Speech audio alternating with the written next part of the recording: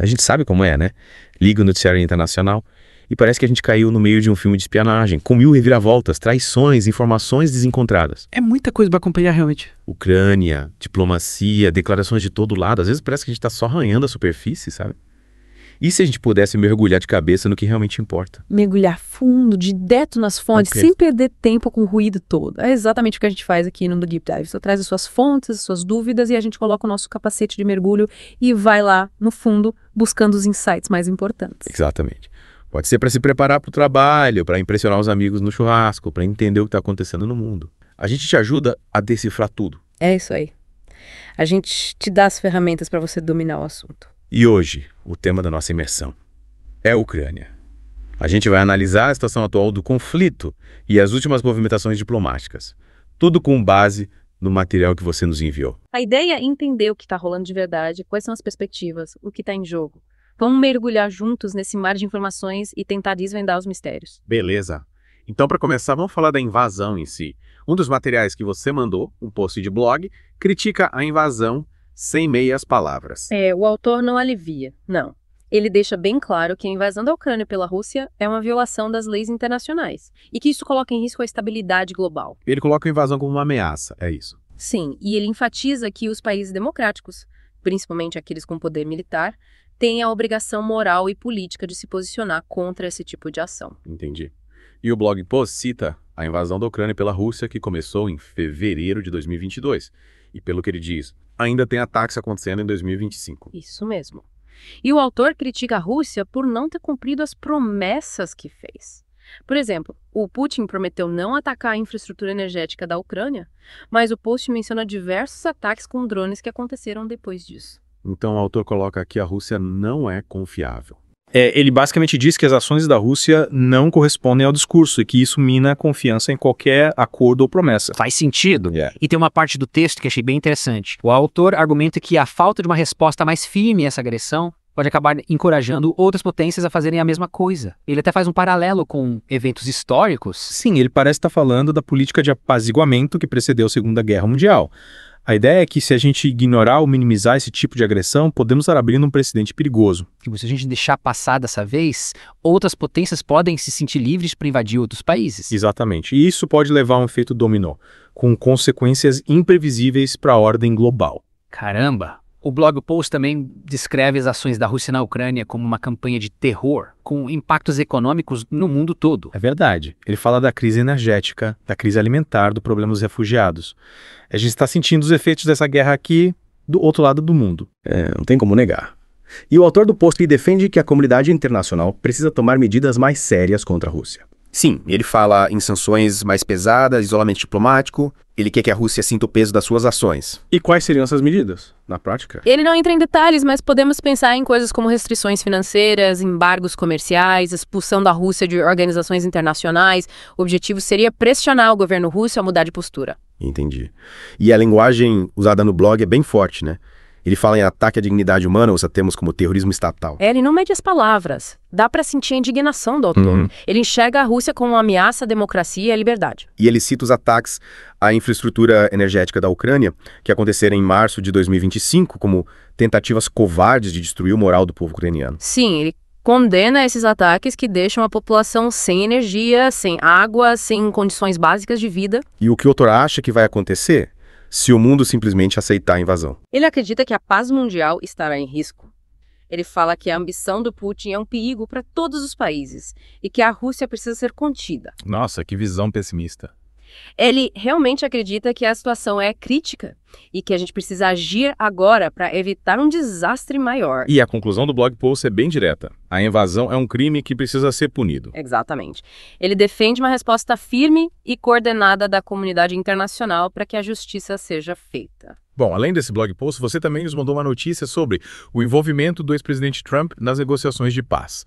Parece que ele conversou com Zelensky e com Putin. Sim, ele teve uma conversa telefônica com cada um deles. Primeiro ele falou com Putin e depois com Zelensky. E o que eles discutiram? Pelo que a notícia diz, o foco principal foi a questão do cessar-fogo e dos ataques à infraestrutura energética da Ucrânia. E como foram essas conversas? Teve algum avanço? Bom, o Putin teria concordado em não atacar mais a infraestrutura energética, mas se recusou a aceitar um cessar-fogo total de 30 dias. Meio contraditório, né? Promete não atacar, mas não quer o cessar-fogo. É, exatamente. E o Zelensky, como era de se esperar, não se mostrou muito confiante nessa promessa do Putin. E por que não? Porque na mesma noite em que o Putin fez essa promessa, a Ucrânia foi atacada por 150 drones, sendo que alguns deles tinham como alvo justamente instalações de energia. Nossa, 150 drones. Isso é muita coisa. E isso aconteceu logo depois da conversa do Putin com o Trump, o que coloca em xeque a sinceridade do Putin. Parece que o Zelensky tem razão em desconfiar. E qual foi a resposta da Rússia a essas acusações? Eles disseram que já tinham parado de atacar a infraestrutura energética da Ucrânia e acusaram a Ucrânia de atacar uma instalação de energia russa perto de um oleoduto. Então é um jogo de acusações, cada um colocando a culpa no outro. Exatamente. E essa falta de confiança mútua dificulta muito as negociações. E Putin se dispôs a fazer algum tipo de concessão.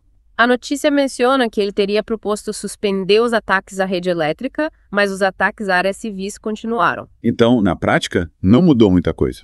A violência continua, e isso coloca em risco qualquer avanço nas negociações. E o que a Casa Branca achou dessa iniciativa do Trump? Eles consideraram a conversa do Trump com o Putin como um primeiro passo para a paz.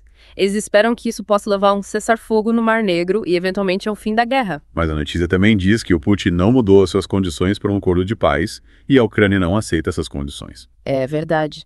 Um Instituto Americano de Estudos Estratégicos analisou a situação e concluiu que as exigências do Putin são basicamente um pedido de rendição da Ucrânia. Ou seja, ele quer que a Ucrânia se entregue. É mais ou menos isso. Ele quer que a Ucrânia aceite as suas condições, o que incluiria abrir mão de território e se desarmar. E a Ucrânia, obviamente, não aceita isso. Exatamente. Eles estão dispostos a negociar, mas não a se render. E outros líderes mundiais se manifestaram sobre essa iniciativa do Trump. Sim, o presidente da Finlândia, por exemplo, considerou as conversas um passo positivo, mas disse que a Rússia precisa parar com a agressão. Ele lembrou que a Ucrânia já aceitou um cessar-fogo sem condições e pediu que a comunidade internacional pressione a Rússia a fazer o mesmo. Então, pelo menos nesse ponto, parece que a Ucrânia está sendo mais aberta ao diálogo do que a Rússia. A Ucrânia já demonstrou que quer a paz, mas a Rússia precisa mostrar que também está disposta a negociar de boa fé. E a notícia menciona um possível encontro entre representantes dos EUA e da Rússia na Arábia Saudita. Sim, parece que eles vão se reunir para discutir a implementação do cessar-fogo parcial que o Trump negociou com Putin. E a Ucrânia vai participar dessa reunião. A notícia não deixa isso claro. Não se sabe quem vai participar, nem se a Ucrânia foi convidada. Isso é preocupante. É importante que a Ucrânia participe de qualquer negociação que afete o seu futuro. Concordo. Não faz sentido discutir a paz na Ucrânia sem a participação da Ucrânia. E logo depois da conversa dos Trump com Putin, a Ucrânia voltou a ser atacada.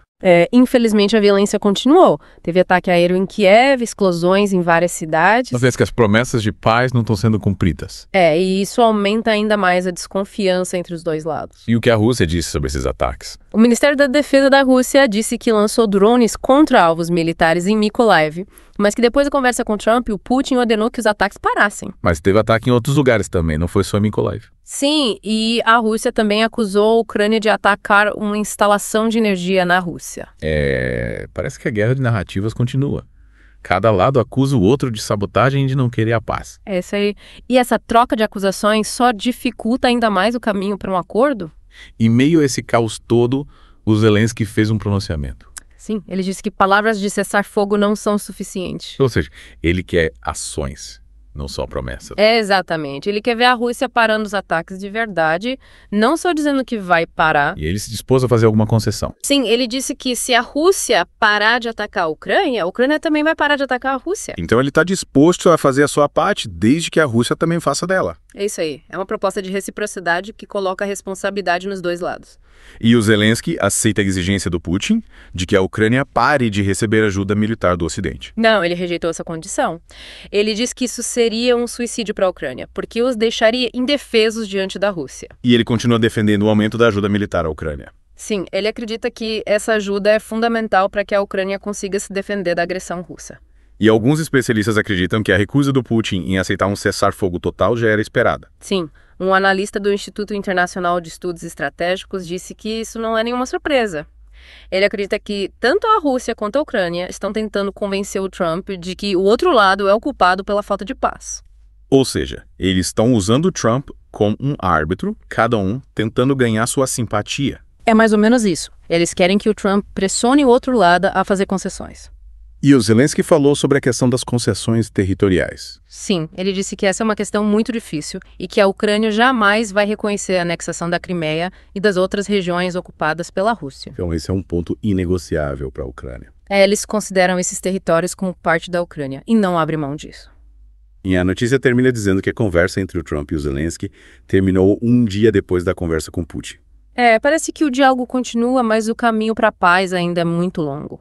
Pelo jeito, a gente ainda vai acompanhar muitas reviravoltas nesse conflito. Com certeza. É uma situação complexa, com muitos interesses em jogo. Bom, recapitulando o que a gente viu nas suas fontes, temos uma invasão que é condenada pela comunidade internacional, mas que continua acontecendo. E temos os esforços diplomáticos que ainda não conseguiram levar um cessar-fogo definitivo. E temos a Ucrânia, que quer a paz, mas não está disposta a se render. E a Rússia, que parece querer ditar as regras do jogo. E o ponto principal que a gente queria destacar para você, nosso ouvinte, é essa.